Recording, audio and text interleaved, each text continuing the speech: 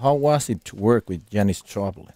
It was incredible to work with Janis Joplin. It was like, the way I describe it several times is that it's like if you go into battle and you have the atomic bomb as your main weapon. It's sort of like you're kind of fearless. When you have Janis Joplin in front of your band and you're playing behind that, it gives you, for me anyway, I remember always having a special confidence that we would just burn up the stage, that we could go anywhere and perform anywhere and just, have a really fantastic show because she was so strong as a person in front of the band.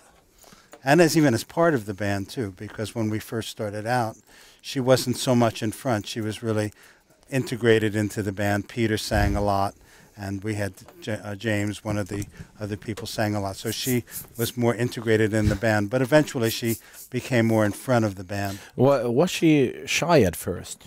Yeah, a little bit, yeah. She was, she had a little lack of confidence in the beginning. Well, first of all, she had come from a acoustic background, doing acoustic folk music, folk blues, doing a little bit of Dixieland blues singing like Ma Rainey and Bessie Smith.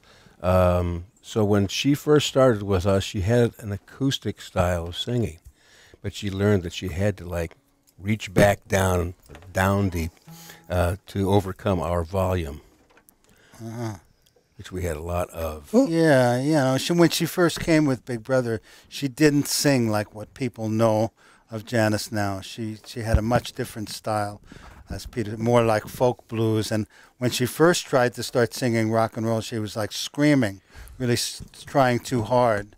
And then she gradually, after about a year of being in the band, she found her style in the band and had to really sing like what we know of, what most people know as Janis Joplin, that style, And in the late 60s, when people started to drop out, we heard the Doors before, we heard Jimmy, Janis. Seems that in the late 60s, suddenly everybody was gone. Yeah. Well, not everybody, but certainly the I want to say the leaders of the underground movement, who had become above ground, had been noted by most of the audience in America. There was lots of other folks that kept going, like the Rolling Stones and the Beatles, and you're still here. And I'm still here. and also in San Francisco, we had the second generation of underground bands, which included Santana, It's a Beautiful Day, Cold Blood, Boz Scaggs. Yeah. People who are still performing today. Asenne on rock. Radio Rock.